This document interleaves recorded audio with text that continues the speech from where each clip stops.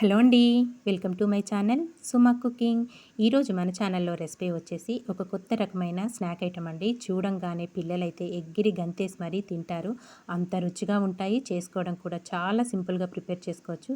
మనం కొంచెం కొత్తగా డిఫరెంట్గా చేసి పెడితే పిల్లలేంటి పెద్దవాళ్ళు కూడా చాలా ఇష్టంగా తింటారు కదండి. ఈరోజు రెసిపీ మటుకు అలాగే ఉంటుంది. చాలా సింపుల్గా ప్రిపేర్ చేసుకోవచ్చండి. ఇలా మనకి హాఫ్ మూన్తో కనుక చేసి పెడితే పిల్లలు కూడా చాలా ఇష్టంగా తింటారు. మరి ఇంత మంచి రెసిపీని ఎలా ప్రిపేర్ చేసుకోవాలో వీడియోలోకి అయితే వెళ్ళిపోదామా. దానికోసం ఇక్కడ ఫస్ట్ నేను ఒక ఖాళీ బౌల్ అయితే తీసుకోవాలి.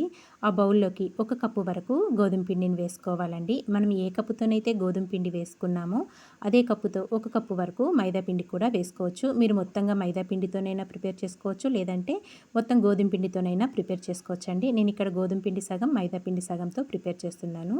గోధుమ పిండి మైదా పిండి వేసుకున్నాక దీంట్లో ఒక పావు టీ స్పూన్ వరకు జీలకర్ర, 1 టేబుల్ స్పూన్ వచ్చేసి చిల్లీ ఫ్లేక్స్, సన్నగా కట్ చేసుకున్న కొత్తిమీర, 1 టేబుల్ స్పూన్నర వరకు నువ్వులు కూడా వేసుకోండి. నువ్వులు అనేటివి స్నాక్లో చాలా బాగుంటాయి మనకి. ఇందులోనే రుచికి సరిపడినంత సాల్ట్ వేసేసుకొని ఇదంతా ఒక్కసారి బాగా మిక్స్ చేసేసుకుందాము.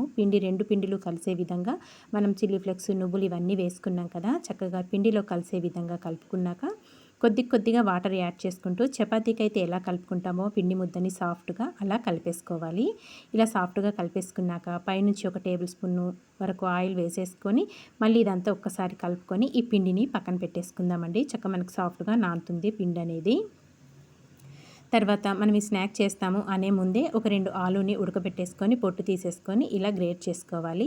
ఇలా గ్రేట్ చేసుకున్న ఆలు తురుమంతా ఒక బౌల్లోకి వేసేసుకొని దాంట్లోకి సన్నగా కట్ చేసుకున్న ఉల్లిపాయ ముక్కలు, సన్నగా కట్ చేసుకున్న పచ్చిమిర్చి, సన్నగా కట్ చేసుకున్న కొత్తిమీర, అలాగే ఆలు మిశ్రమానికి సరిపడినంత సాల్ట్ వేసేసుకోవాలి. ఆల్రెడీ మనం పిండిలో వేసుకున్నాం కాబట్టి ఓన్లీ ఆలుకు సరిపడినంత సాల్ట్ వేసుకోవాలి.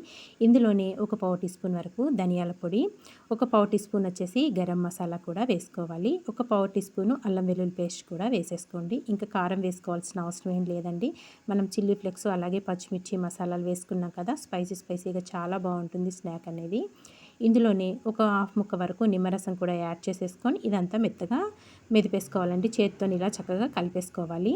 అన్నీ కలిసే విధంగా మనం మసాలాలు వేసుకున్నాం కదా, చక్కగా ఇదంతా బాగా ఇలా మిక్స్ చేసుకొని పక్కన పెట్టేసుకొని మనం ముందుగా ప్రిపేర్ చేసి పెట్టుకున్న పిండి ముద్దని మళ్ళీ ఒకసారి ఇదంతా బాగా కలుపుకున్నాక మనం కలుపుకున్న ఈ పిండిని 2 భాగాలుగా చేసుకోవాలి.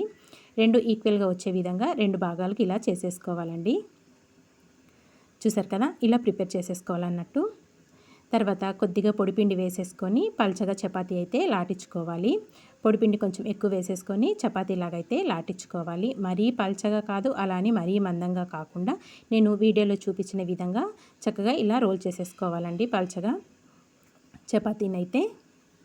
చూసారు కదా, ఇలా చేసుకోవాలి. ఇలా చేసుకున్నాక నేను ఇంకో పిండి ముద్దను కూడా ఉంచాను కదా, అది కూడా సేమ్ ఇలాగే చపాతీలాగా చేసేసుకోవాలి. 2 ఈక్వల్గా వచ్చే విధంగా చేసుకోవాలండి.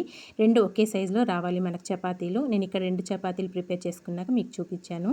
తర్వాత ఒక చపాతీ మీద మనం స్టఫింగ్ ప్రిపేర్ చేసుకున్నాం కదా, ఆలు, నిమ్మరసం, మసాలాలు అన్నీ వేసుకొని ఆ స్టఫింగ్ అంతా ఈ చపాతీ మీద స్ప్రెడ్ చేసేసుకోవాలి. మొత్తం చక్కగా అంటే విధంగా ఇలా స్ప్రెడ్ చేసేసుకోండి. ఇలా స్ప్రెడ్ చేసుకున్నాక మనం ఇంకో చపాతీ చేసుకున్నాం కదా, ఆ చపాతీని పైనుంచి కవర్ చేసేయాలి. లోపల స్టఫింగ్ అంతా కనిపించుకోకుండా చక్కగా ఇలా చపాతీతో కవర్ చేసేసి చుట్టుపక్కల లైట్గా ఇలా ప్రెస్ చేసేసుకోండి. ఇంకా వాటర్తో మనం ఏమాత్రం తడి చేయకుండా ఇలా లైట్గా ప్రెస్ చేసేసుకోవాలి. తర్వాత ఒక్కసారి రొట్టెకోలతోనైతే ఇలా అనుకోండి, ఒక్కసారి ఇలా లాటిచ్చేసుకోవాలి. చక్కగా స్టిక్ అయిపోతుంది మనకి నేను వీడియోలో చూపిస్తున్న విధంగా. ఇంక ఇలా అనుకున్నాక ఒకటి క్యాప్ అనేది తీసుకోండి. షార్ప్గా ఉన్న క్యాప్ కానీ లేదంటే ఏదన్నా బౌల్ లాంటిదన్నా తీసుకొని నేను వీడియోలో చూపిస్తున్న విధంగా ఇలా కట్ చేసేసుకోవాలి. చక్కగా మనకి హాఫ్ మూన్ షేప్ అయితే వస్తుందండి. నేను ఇంకోటి కట్ చేసి చూపిస్తాను చూడండి. మరీ లావుగా కాకుండా ఇప్పుడు నేను వీడియోలో చూపించిన విధంగా ఇలా సన్నగా హాఫ్ మూన్ షేప్ వచ్చేటట్టు చక్కగా కట్ చేసేసుకోవాలి. ఇంకోటి కూడా కట్ చేసి చూపిస్తాను చూడండి. అన్నీ ఇలాగే మనం ప్రిపేర్ చేసి పెట్టుకున్న ఈ చపాతీతోని అన్నీ ఇలాగే కట్ చేసేసుకోవాలండి. చేయడం చాలా సింపుల్ అండి. చూడటానికి మటుకు చాలా డిఫరెంట్గా ఉంటాయి. చూసారు కదా, చక్కగా ఇలా రావాలి మనకు షేప్ అనేది. అన్నీ నేను కట్ చేసేసాక ఒక ప్లేట్లోకి అయితే వేసుకొని చూపిస్తాను.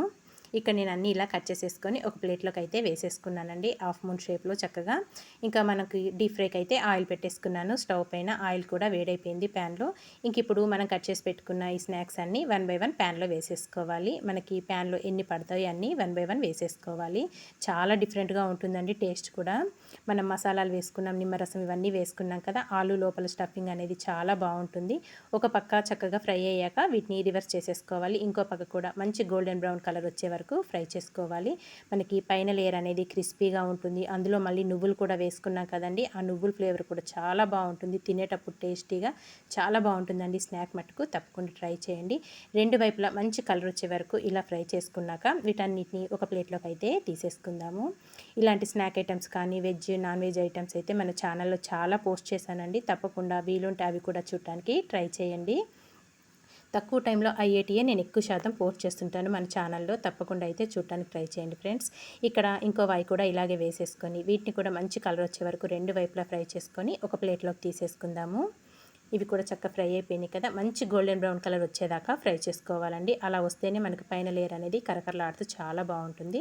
ఇంకా అన్నీ ఫ్రై చేసుకొని ఒక ప్లేట్లోకి తీసేసుకున్నానండి. ఇంతే అండి, చాలా సింపుల్గా టేస్టీగా కప్పు గోధుమ పిండి అలాగే కప్పు మైదా పిండితోని చాలా డిఫరెంట్గా ఉండే స్నాక్ ఐటమ్ అయితే ప్రిపేర్ చేసేసుకున్నాం కదా. మరి మీకు నచ్చిందా? నచ్చితే మీరు కూడా తప్పకుండా ఒక్కసారి ట్రై చేశాక మీకు ఎలా వచ్చిందో ఒక చిన్న కామెంట్ చేసేయండి friends. Thank you for watching. Bye bye.